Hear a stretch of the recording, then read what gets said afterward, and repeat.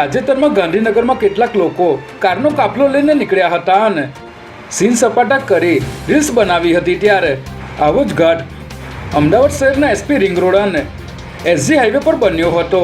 જેનો વિડીયો પણ વાયરલ થતા પોલીસે આ નબીરાઓને શોધવાની કવાયત હાથ ધરી હતી,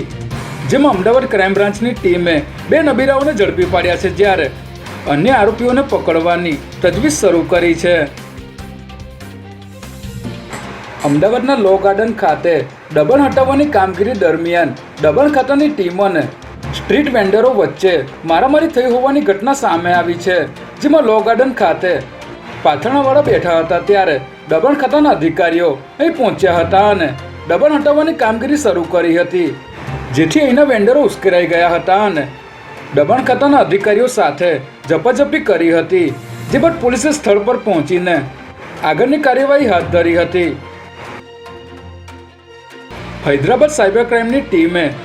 ગુજરાતમાં મોટું ઓપરેશન પાર પાડ્યું છે, જેમાં હૈદરાબાદ સાયબર ક્રાઇમના હાથે ઝડપાયેલા